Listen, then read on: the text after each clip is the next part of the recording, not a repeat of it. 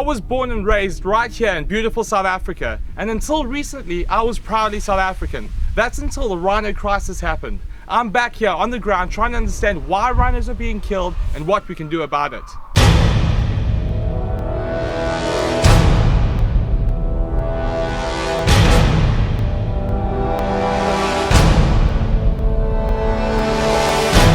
My name is Donald Schultz. I'm an animal expert, filmmaker, and conservationist.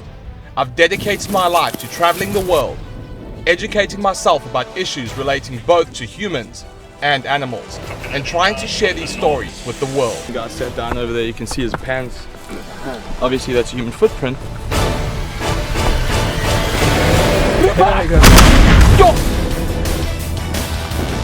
I grew up right here in South Africa, and now I've returned to try and understand one of the biggest wildlife problems facing the continent.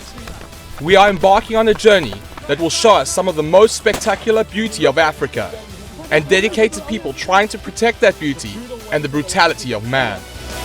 Joining me is fellow filmmaker and conservationist, ex-anti-poaching unit leader and pilot Ryan Davy.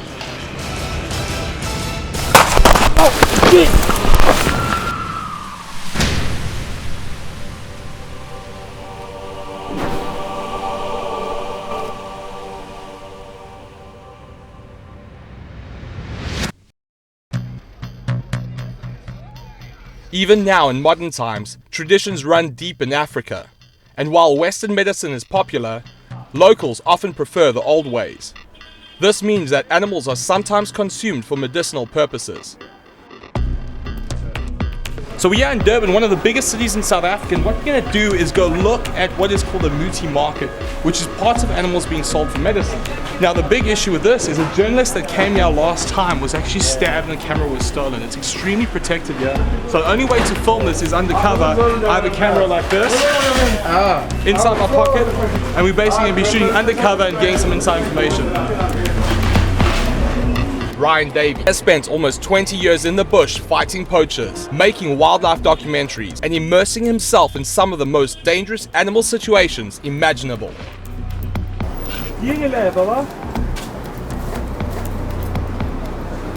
Yes! What's this one? What does this do? This one. This one. Donkey. Donkey? Yeah. Yeah? Oil. Yeah. You got the monkey skin. Some of the traditional beliefs are that a human will take on the properties of the animal that they are eating. For example, if you eat monkey flesh, it will make you sly, cunning, and fast. That's the ostrich face. This looks like a big stingray tail. This is all complete stingray there. What's that? Is that monkey? What's this fur here? Oh. You got any hippopotamus? Yes! That skin? For the food. Yeah. What's this for? The skin. Yo. Bulletproof. Yeah. What can I use this for? No, medicine. Yeah, but what does it do? Yeah.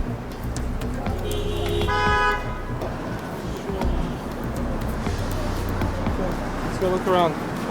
Oftentimes, these street vendors are purely subsistence hunters for local demand, not knowing why it is wrong to kill and sell these animals. This has been a tradition for thousands of years, and in the grander scheme of things, the amount of animals that are used are not the biggest threat to endangered species. So it's really hard to ID animal parts, but I could say at least 3 endangered species: monkey, hippopotamus, and monitor lizard, just on that one stand. We gotta get out before there's too much trouble.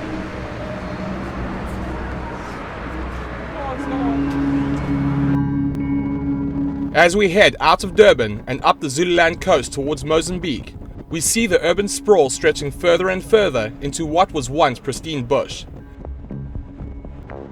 The ecological stress of development is matched by the international demand on endangered species for medicinal uses. Rhino horn as an aphrodisiac and anti-fever medication, shark fins in soup, and elephant tusks for ivory decorations. The negative effect on these endangered species is also compounded by the potential loss of tourism to African countries by people who want to see these animals alive.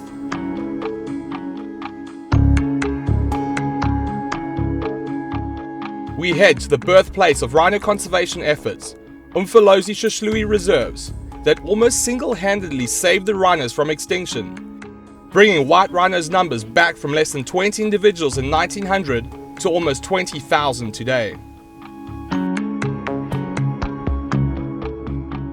One of the big things about wildlife management is there's no such things as wild animals. Human beings have affected wildlife so much that we need to go in and intervene. And what happens is things like rhinoceros here in Mfolozi breed so much that they've been able to repopulate all of South Africa's rhino populations. Rhinos like this sell for about $35,000 at auction. And what happens is they get captured, brought into bomas like this, tested for diseases to make sure that they aren't transmitting anything, and then moved to their new homes.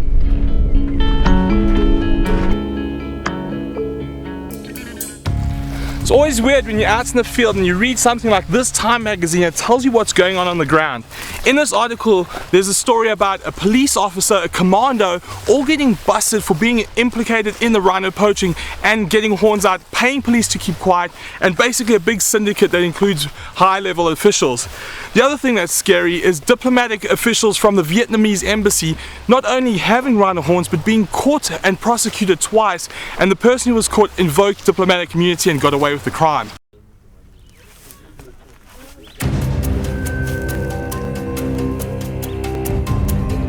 I'm at a private game reserve just outside of Joburg that has rhino on the property, and about a year ago was hit by rhino poachers. Speaking to the owners, trying to get some information on exactly what's happening. So what are you guys doing to combat rhino poaching? Well, we're doing two things after the, obviously we never believed it could happen here, but we're doing two things at this stage. We treated the horns, which is similar to contaminating the horn. And secondly, we're putting out guards. There's guards guarding the rhinos 24 hours a day.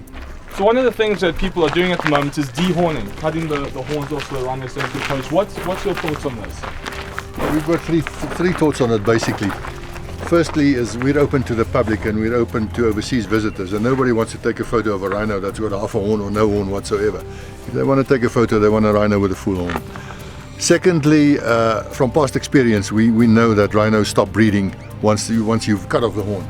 She basically uses the horn as a weapon to protect the small one, and she uses the horn to pick up the small one and make it starting to get it to walk. So if there's no horn, then she'll stop breeding.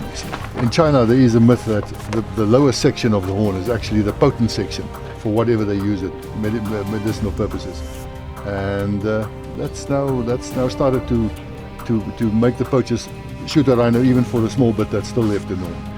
And now you've dealt with the South African government and nature conservation a bunch with the poisoning of the horns and that, and what sort of response did you get from that? Absolutely nothing, and that is most disturbing because we think it is a foolproof method as far as South African rhino population is concerned.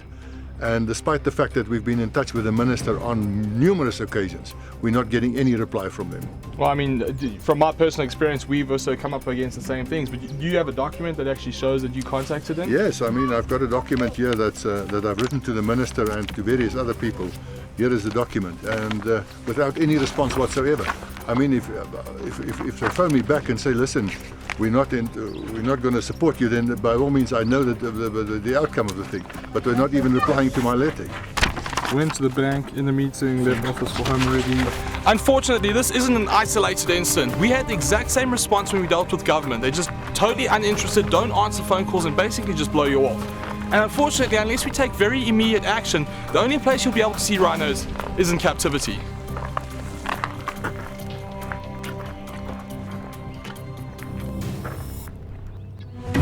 After understanding there is no problem breeding rhinos to increase their numbers, we now head to the town called Shishlui to see how we can keep these rhinos alive once they are translocated. I'm with the owner of a local security firm, but also a resident of the area, so he has a unique insight into some of the problems. What are the things that you're facing over here? One of the big problems we sit with is that a lot of this poaching takes place inside. People from the farm that physically commits these crimes, or they give the information out. Also, a lot of guys involved in the hunting industry, and also we've got some vets involved with the problem. Something else also that is giving us a big headache is there's no dedicated team that can investigate this stuff. You know, these guys will come, they will have a talk about it.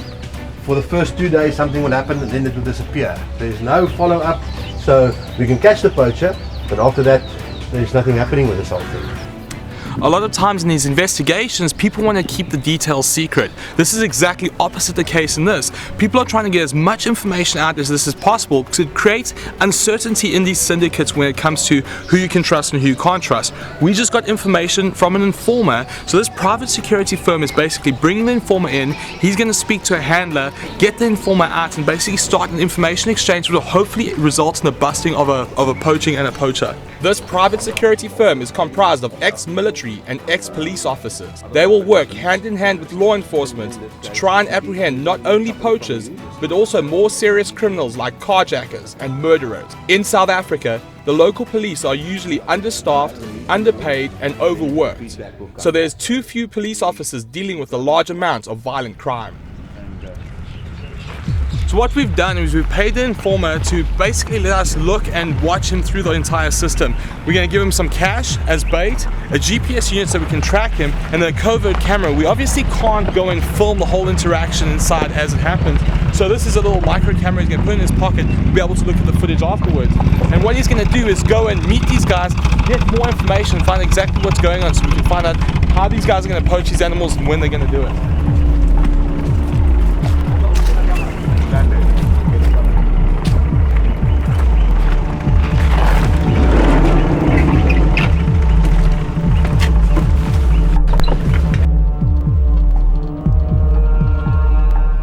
Using GPS technology and a spotter aircraft, we'll be able to pinpoint the informant's location and see where the targets are living without being spotted. So what happens is he provides information to the syndicate and the security firm, and what that does is the security firm knows exactly what's going on.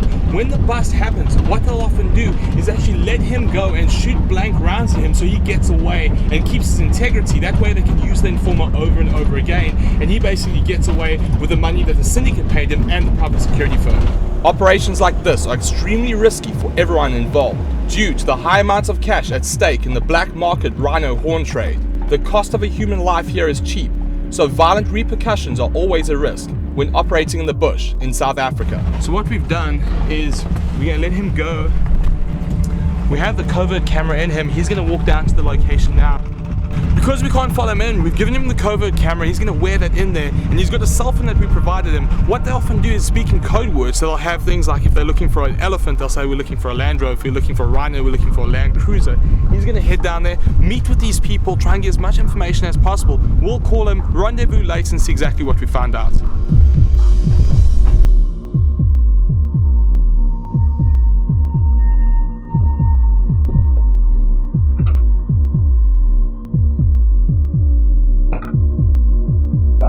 Hamba ngandende yena la. Ngifuna into samkhomba njalo samkhomba njalo.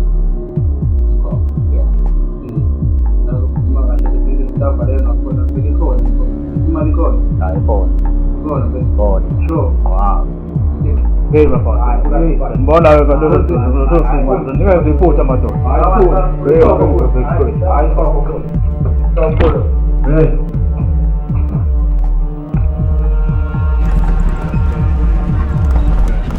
So now we wait for him to get back to us, and we take that information the informer gives us, the GPS coordinates, the video camera, all of that, put it together and set up the ambush and wait for these guys to start attacking the rhinos. As another night falls, more information becomes available. Based on the knowledge of the informer, we head to their follow-up meeting place and film from a hidden location, bearing in mind that being seen could be a blow for the entire operation. We've set up a covert camera which the informer knows about. He has to play the part of antagonist so that he doesn't raise suspicion, because if any of his counterparts sense a hint of insecurity, they may turn against him or just pull out of the deal altogether.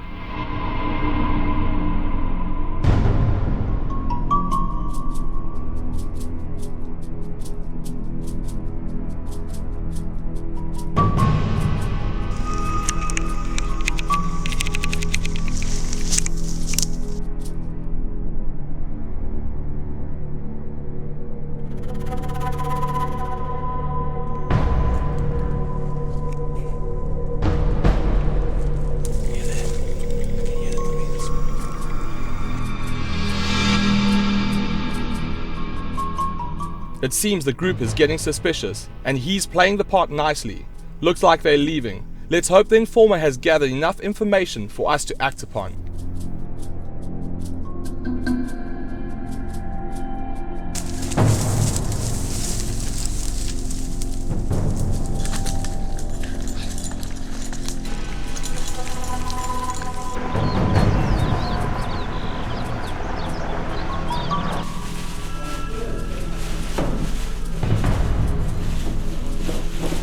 We're in the nerve center of a local private security firm, basically going through the information we've got, trying to understand exactly what's going on. So do you want to explain to us what we're looking at and what we can expect? Okay, the information we got today led us to 3 suspects' houses that we identified. The current location of the Rhino is at the 2 blue pointers, and the suspicion or the information says these guys are going to cross the river either by boat or on foot over a bridge. The sad part of this is also that currently KZN Wildlife is releasing rhino in the bigger part of the Greater Solution Wetland Park, which borders onto rural and tribal areas here, and there's absolutely no security in this area. There is some suspicion also that we've seen in the past where a lot of these poaching take place by the people that are physically supposed to guard them, due to the money involved. One of the easiest ways to explain this is, if you've ever seen a kid run into a road or a dog run into a road and you feel totally helpless to try and stop something bad happening, we standing here, we know something's going to go down, we know a bad situation is going to happen, and you're totally helpless. You can't be out in the field 24 hours a day. So what we're doing is we're getting all the stuff ready, having everyone ready and poised to spring into action if something happens, but basically you potentially have the situation where an animal could go down and then you start reacting on the animal's death.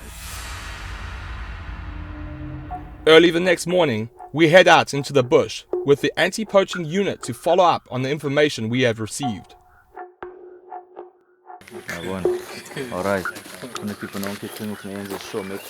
One of the things is, no matter how good you get with animals or tracking, you can learn from every single one of these guys. These guys have lived and grown up in the bush. They know more than I'll ever dream to know. So what actually happens is we help them with the technical side, they help us with the bush skills. And anywhere I've traveled in the world, you learn from every single guy. So working with these guys is just a wealth of knowledge. South African law has a shoot to kill policy. If a poacher is seen on a reserve, you can kill them on sight.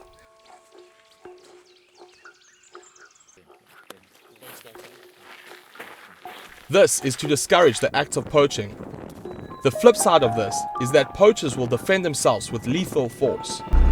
As the economic situation around the world has changed, things like rhinoceros have become so valuable that you're looking at about $100,000 a horn. To give you some sort of perspective, some of these guys out here are earning about $2,000 a year. So it takes a lot of integrity for these guys to protect the animals, and they're really passionate about it, rather than going to the wrong side of the law and basically breaking the law and making a lot more money. Our goal is to come out, find the rhinoceros, make sure they're okay, and once we've done that, radiate out and try and find things like snares, people, and dead animals to try and track down exactly where these poachers are. The thing is, you can see how thick this bush is. Inside this bush, you'll not only get deadly animals, but deadly people. So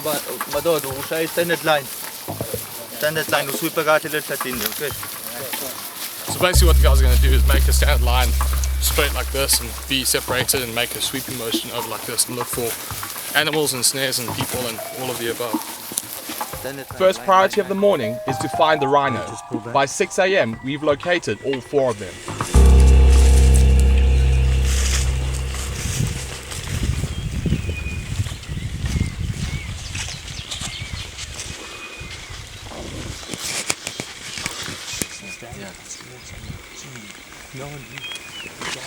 This is one of the inadvertent side effects of really good conservation, is animals that aren't running away.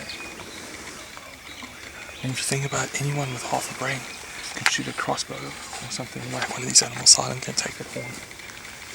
And one of the things is, it's not hard to find rhinos, it's really easy. But finding guys that are killing them is really, really hard. For a long time, there was sensitivity surrounding deaths in the bush due to vigilantism. This led to poachers taking advantage of the law being on their side and invoking cultural traditions and survival.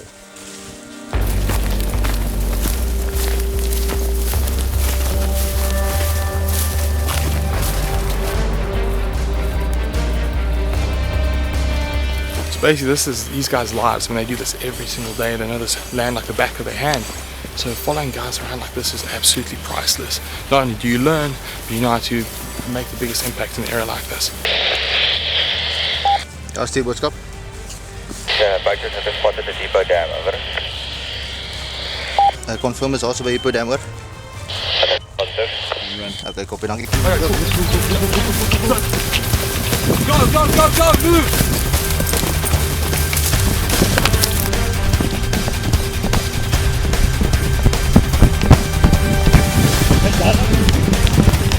So we basically got a radio call. It's poached like 800 meters away, so we just hopefully get over there real quick. You guys run down there.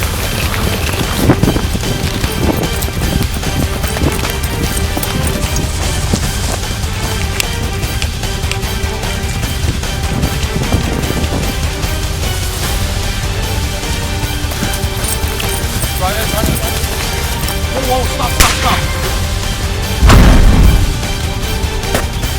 Get the fuck back, everyone!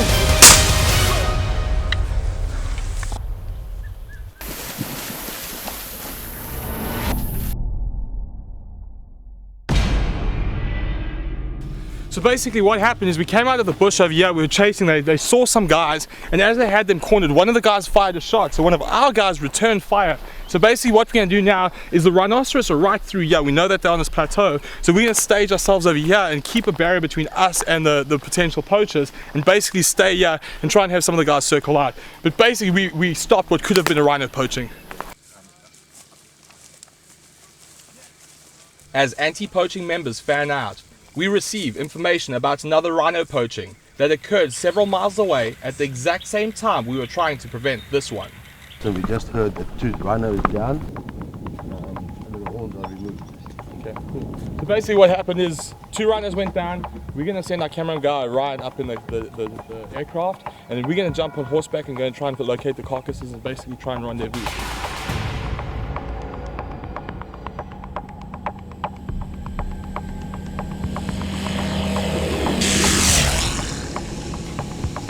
Okay, so I'm going to head north and see what I can find.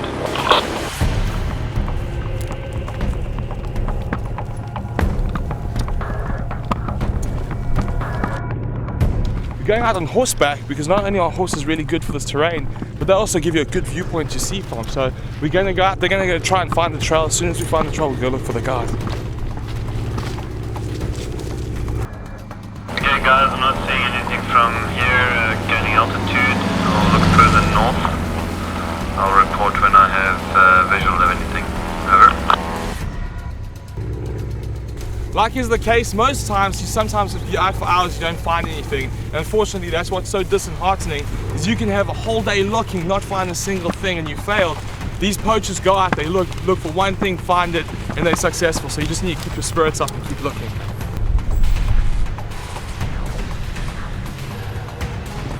We found tracks heading north. We're going to see where they lead and try and pick up the vehicles.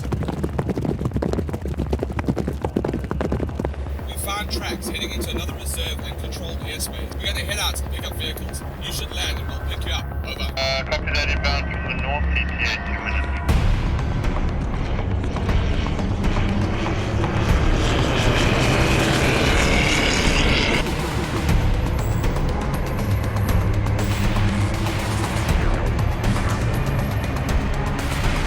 Private game reserves in many of these areas welcome any anti-poaching efforts. So it's easy to get access and to flush out leads.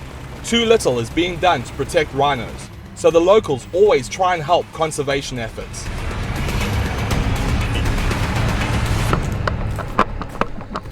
This whole thing reeks of cover-up. We heard about 2 rhinos going down in this reserve. Been driving around, we asked one of the game rangers, he said there's no rhinos been poached whatsoever.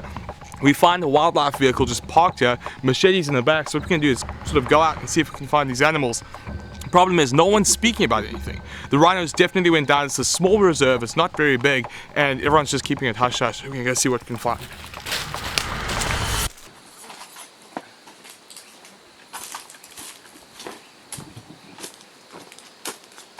Let's go get this carcass.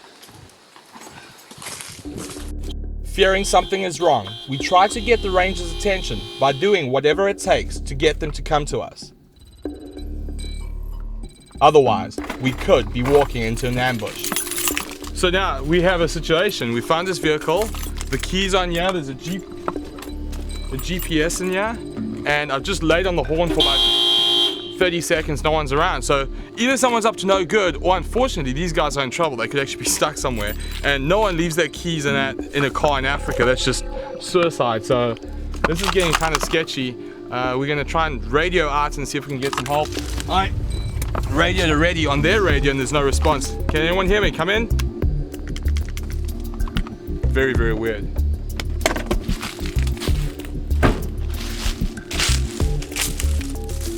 Not wanting to charge into a predicament without knowing what's up, I climb a tree to try and get a better view.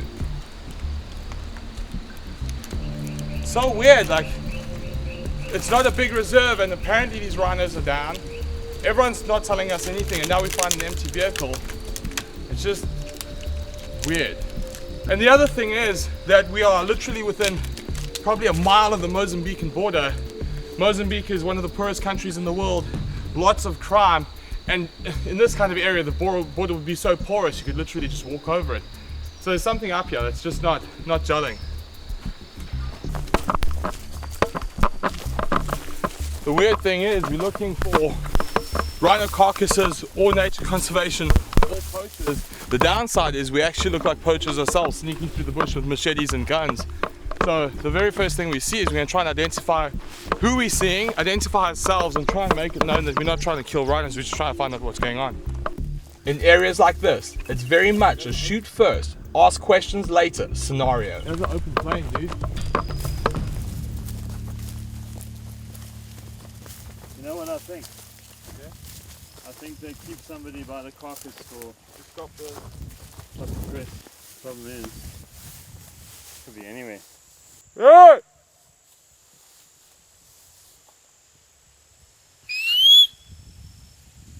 Gonna watch for buffalo. The police have said to people, don't call us unless there is a body. And I don't want to be that body. As the afternoon wears on, we search around a bit more, looking for tracks of people, but all we see is broken branches. It's broken, that's broken. Sorry, I left my keys in there. Oh. Theoretically, that's what I thought. Then we hear the sound of a car horn and decide to head back to our vehicles. Yeah, true. How's it? How's it going? How you doing? Good, man, good. Everything okay? We were looking for, you see the van here with the keys inside, we call on the radio, we blow the hooter, we thought maybe someone's in trouble. So we come looking for you guys. Oh, I'm Donald. Donald, yeah. Nice to meet you, my friend. Yeah. Yeah, we came here, we saw this is empty, we saw the machetes and everything, we were worried, we thought maybe there's a problem here. No. She just is patrol now. Oh, okay. Yeah, Because the keys are inside. What's key? The GPS is inside, everything's left inside there. Not lock, I think so. No, it's not one. Hey, this man is driving a car and not lock. Yeah. I don't know why. It's a patrol now. Because now there's some rhinos went down here, right? Yeah. Whereabouts? I'm military. Oh, you military? Okay, yeah. Help me now. Yeah? You're working here? No, I'm working down in Shishlui. Patrol, oh. Yeah. Where's the rhinos? Where's the carcasses? There. There. Can you show us? Yes. Can you take us quickly? Let's go look. Can we go in this vehicle? It's okay. One of the rangers starts getting suspicious and says we should head back to mission control to get permission. We say why maybe this command, we must go there. Where's your command? Oh, we're losing light, my friend. By the time we go there, come back, it's finished. Yeah, look at the lights. We need, because with the cameras, and then we'll we'll go with you and we'll go to speak. Fearing that there's inside involvement in the poaching, we insist on seeing the rhinos now and dealing with authorization later. I can follow you back once we got the film. For sure. If you don't want responsibility, it's fine. Okay, let's go. You want to go in? You gonna go in this one, or you want to go in this vehicle? Following the guards, we don't know if they're taking us into a trap or sending us on a wild goose chase. Either way, they are our only hope to get closer to finding the carcasses. You're looking for something you don't want to find, and not finding it doesn't make it any better. But finding it's going to make it so much worse, and it's I know. I've never seen a dead rhino, and I'm gonna get fucking pissed off. I think the fact that guy was locked and loaded shows that they aren't fucking around here. Like if we had done anything weird, we would have been shot. I think the fact that we were white faces helped us a little bit, which is strange because a lot of the people responsible for a lot of the poaching are white guys that employ black guys. So it's not even a race issue, but it's, you know, that probably saved our lives right there.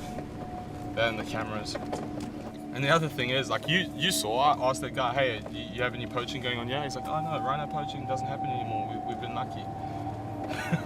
You get into the bush and the guys are on high alert because there's a high amount of poaching. It's literally the whole situation that's going on. You know, everyone's trying to cover it up and make it look like there's not a problem, and that's actually exacerbating the problem, making it worse. With Ryan driving in the game ranger's vehicle, he signals to me that the guards have spoken on the radio and looks like they're no longer taking us to the carcass. He went like this and he went like this, which looks like the guys in the cab actually radio their superiors and they're getting information and they're trying to act on it. Now they're stopping. Yeah? By the river? Yes. Okay. My seat track is the road. You're looking to the track. My friend, please. Yeah. Must careful, please. Be careful. It's danger from there. It's dangerous? Yes. Okay. Yes. Where are these guys going? Where's everyone going now? Going outside now, these guys. Okay. Yes. Thanks.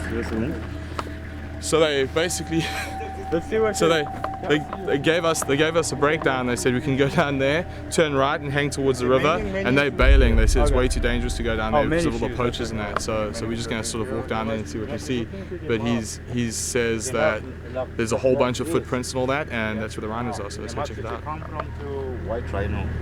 Okay. The game guard was scared, dude. The one with the R5. Is that R5 or R1? R1. They all issue R1. Oh, they? Yeah. R1s are automatic weapons used by the South African military and the conservation organizations.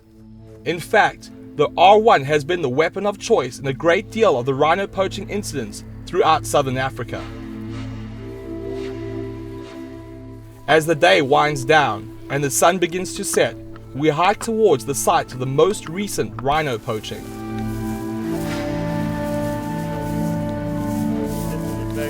Being this close to the Mozambique border and this close to known poachers is extremely dangerous. I smell it. Yeah. Straight there, dude. Yeah, Smell. Yeah. As we came over the ridge, you can just smell the stench of death. It just smells like roadkill, and the wind's coming from over here. So that thing could be anywhere over here, so we can go have a look. It's the worst feeling in the world. I don't want to see a dead rhino, but it is the opening that they're talking about. The reason for us being so suspicious of everyone is we don't know the good guys from the bad guys.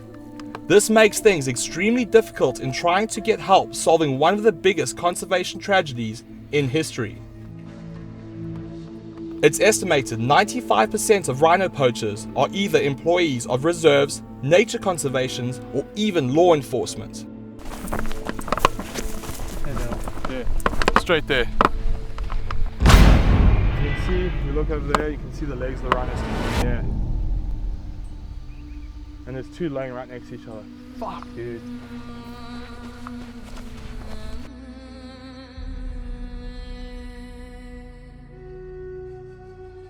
The ridiculous thing is we've been here as a team for almost a month trying to get some information on rhino poaching and been shut down every single turn.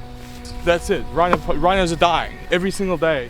In the last 10 days, a rhino's gone down every single day, and the local law enforcement won't let us near anything. We had to lie, cheat, and steal to get this close to dead rhinos, which is the reality of the situation.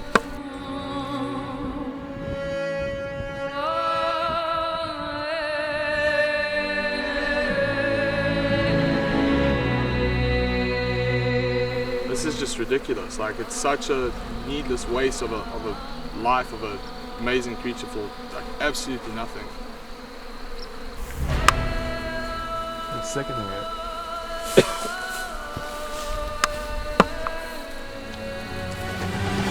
You know, 3 days ago these were rhinos running around. Something that's a beautiful creature is being sacrificed for a horn that has absolutely zero good. That makes you sick for greed. It's just disgusting. And yeah, it's just bad.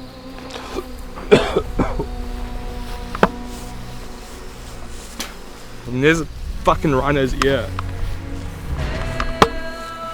And it's just left in Chirot. It's just the most brutal, horrific thing I've ever seen in my life. It makes you lose all hope in humanity.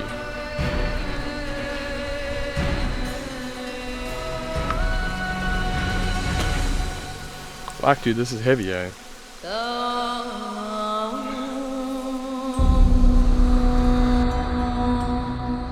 Being totally helpless with that situation, we decide to head out. And we are met by a greeting party as we try to leave the reserve.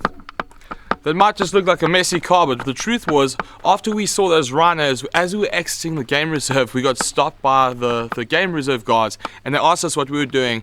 When they figured out that we were actually a film crew and we were filming it, they got really uptight and decided to search our vehicles, search us. They called the police and they tried to confiscate our tapes and our cameras. So they went through the entire vehicle, they unpacked the back, they unpacked the car, went through everything, tried to find the footage of the dead rhinos because they didn't want that getting out, and threatened sending us to jail. We denied everything, said that we were well within our limits, and basically they let us go. But that was after almost 2 hours of interrogation. So it's been an emotional day. Not only did we see something we didn't want to see, which is dead rhinoceros, we saw firsthand exactly how paranoid law enforcement is about the media and how they want no information about this crisis getting out.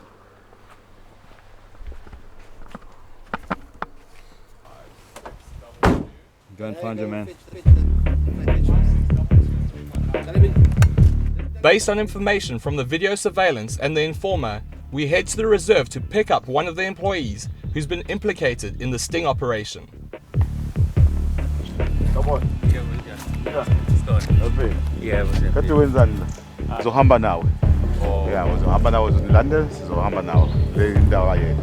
Okay. Ndawo yethu hamba nawe. Sawa. Masihamba manje sizokuhlala. Yeah.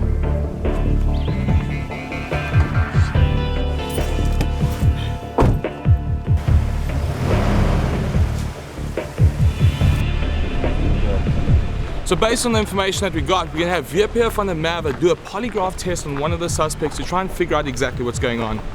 Due to the high amount of violent crimes in South Africa, many firms employ private security companies to investigate crimes that the police won't.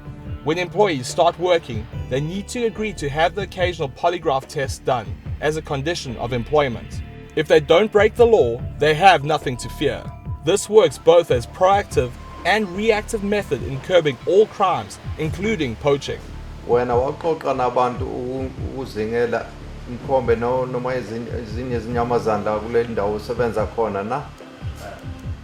The worker fails the polygraph, and to avoid jail time, the officials are able to negotiate with him, and that leads to the release of names and other important information. One of the issues as well is the game rangers that work in these areas will get threatened. They live in these communities and their families will get threatened, their lives will get threatened, and the syndicates will ask them for information, where the rhinoceros are, what time they're there, even as far as GPS coordinates. Because rhinos are creatures of habit, you can basically predict exactly where they're going to be. So all you have to do is get the game guards, threaten them, get that information, and then you're off to the races. One of the problems is, once these guys have broken the law once, then they figure there's nothing to lose, and that's when they start going to the dark side and doing it for money. What will happen often with APU units is they'll get information, act on it, and they'll try and catch the guys. And even before poachings happen, what they'll do is catch them for weapons violations. So a lot of these firearms are not licensed, so they'll go get the guys, they don't have licenses for firearms, arrest them for that. The other thing that they can do is look for snares. It's illegal to possess snares inside a national park, or any park for that matter. So they'll go out, look for these guys, look for their weapons, basically get them like that.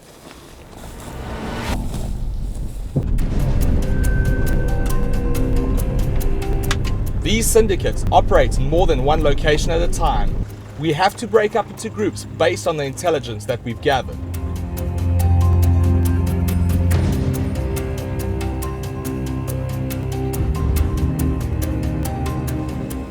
One of the potential sites that the informer gave us is along the Pongola River. Members of our team head down there to patrol and look for poachers, broken fences or dead animals.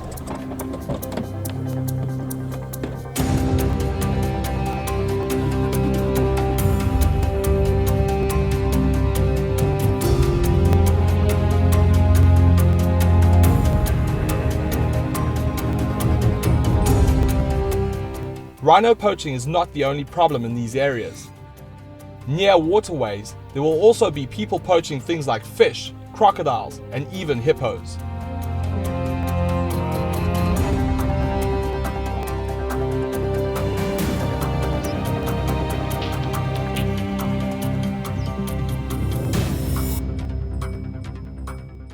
One of the things that helps too is not necessarily always catching poachers, but just having a physical presence. Having a vehicle that has a logo on the side that says anti-poaching unit, or having people on the ground like this, makes it more difficult for these syndicates to operate. So the more you have people feet on the ground and more people aware of the situation, the more difficult it gets. But even with this, people find a way around it. The guys infiltrate, they sometimes even work in the reserves, and then they flip people, and that's how you get rhino poaching. Anti-poaching units do not lead glamorous lives. Their duties extend from checking fence lines, counting game, clearing roads, maintaining vehicles, and on top of that, their lives are constantly at risk. They are away from home 90% of the year. Sleeping in riverbeds without warmth, minimum conversation and amenities so as to be unseen and unheard. It can be a lonely, sad lifestyle, but essential to conservation.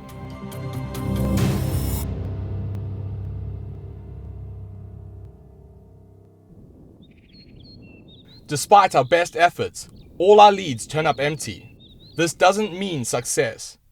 We fear it could just mean that the poaching has been delayed until tomorrow.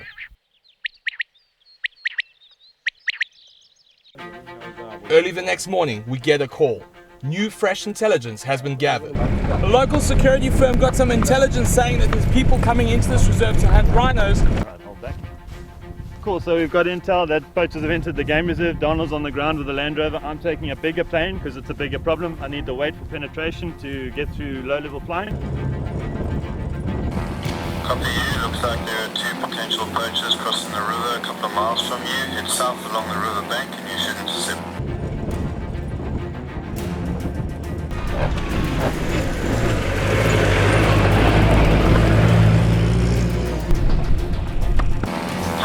Okay, so radio Donald to let him know there are two possible poachers. He's going to try and intercept on the eastern side of the lagoon, and I'll keep tabs on the western side to try and inform the guys on the ground without making it look like I'm part of the operation. Cool. We want to try and keep our voices down as much as possible and try and keep a low signature. This is the best terrain to track on sea sands.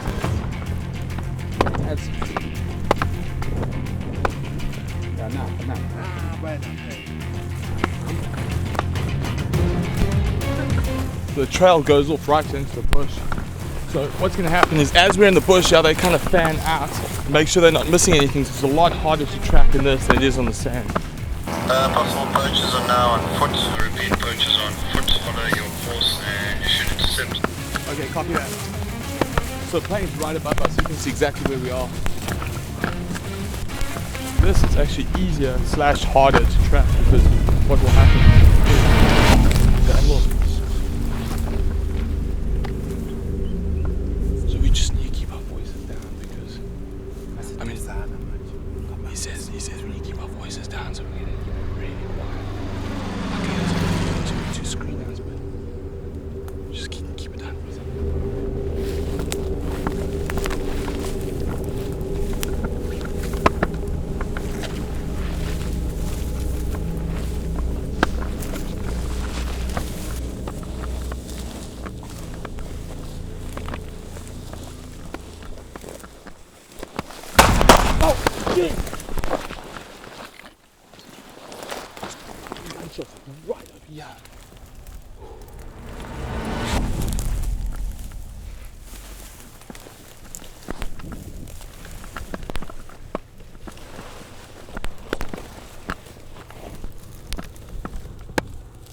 sounded like it was right here.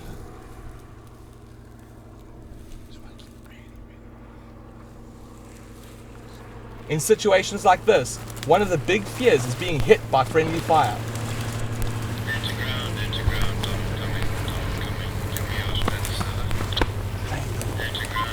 What? Yeah, go ahead. There's some shots fired. See if you can get a visual on any of the guys just in front of us. Copy that. I see movement 200 meters to your front. Keep going and you'll intercept. Okay, copy.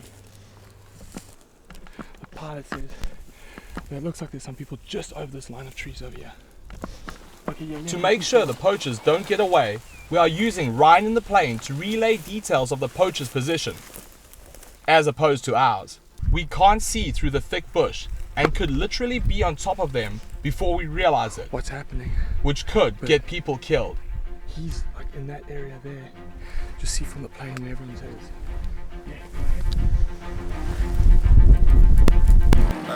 advised you're approaching from the east. Wind is not in your favor. I repeat, wind is not in favor. Proceed with caution to avoid being fired upon. I repeat, proceed with caution. Into ground 150 meters to interception. Be advised they are under foliage and considered hostile. We finally get a visual on two guys, but it's difficult to see what they're doing. They could be chopping wood or chopping up a rhino. Listen, if you can hear Once shots are fired, all bets are off. Okay, try it. Dude, fucking gunshots through here. Right, there's one guy over there. You guys head Fired right shots. approach. Okay, they fired shots at us and we returned fire through here. You guys run down there. There's two guys. Come. Into ground, poachers and team to your There's two guys up there. quickly, one poacher has been to your Go, move. poacher has been to your right. Proceed right. Into ground, Donald, what is your status? Donald, what is your status? Once the dust settles, we find what all of us were dreading. What is it? What is it? That's it. That's what this whole thing's about. It's a brutal waste of a life just for two rhino horns. What's that? Looks like it's the first shot that the guy fires in here. And these are high caliber rifles. And probably the guy wants to Now that the situation is under control, the authorities are called to come investigate. And just as we feared, this mission is both a victory and a tragedy. Emotions are running really high. Everyone's on high alert. It looks like the guy over there is definitely dead. And there's tons of confusion and it's scary because there's a bunch of guys with a bunch of weapons and you just don't know what's going on. Yeah, we got them both, eh?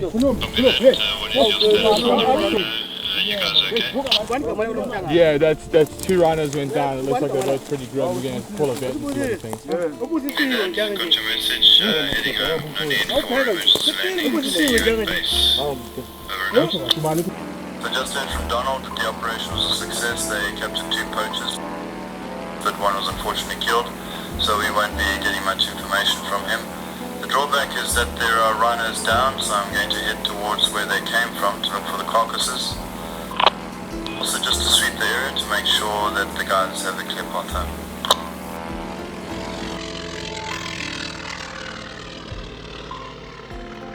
So after all these days of intelligence gathering and work, unfortunately the worst case scenario came true, the rhinos went down. But fortunately we got both the guys that did it and we got the horns back. Where to now, from now? Now the problem is, we do it on our own. Now we can gather intelligence. We can give this information to the police, nothing happens to it. There's no task team in the country that works on this type of scenarios. You know, for us it's very frustrating. You know, if it carries on like this, my kids are not going to see rhinos. You know, something's got to be done. There's no central feeding point where all this information leads to. Yeah, the next step for this guy is the police come pick him up, they come investigate this murder, but what what's going to happen That's the problem, they come and have a look at it 2-3 days later, the guy will be out on the street again, and that is absolutely frustrating. He'll just go back to what he was doing. As you've seen now through this, a lot of this poaching is internally generated. People that works on the properties are involved. That's why we plead with the game farmers, please make sure that you employ the right type of people on the farm. Out of all the things I've ever done in my life, this is probably one of the most difficult.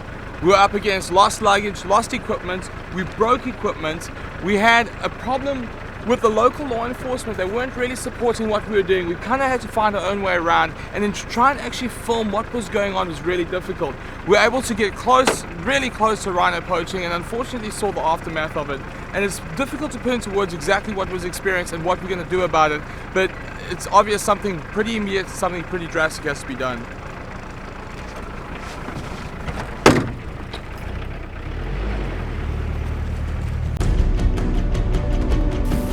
After shedding blood, sweat and tears in the African heat, we have learned a few things. The amazing beauty is being lost at an alarming rate due to development and the needless killing of animals. While rhinos seem like the biggest and most immediate crisis in Africa, they are not an isolated species. Animals like elephant, lion and leopards are once again being poached. There we go. Devoted conservationists and professionals both in Africa and worldwide are working to make a difference. One solution cannot answer all these problems, but the more awareness we create, the more likely we are to bring about significant change. There are a select group of people that would die protecting the earth, and the species that dwell alongside them. For these people, conserving nature is not just a duty, it's a way of life.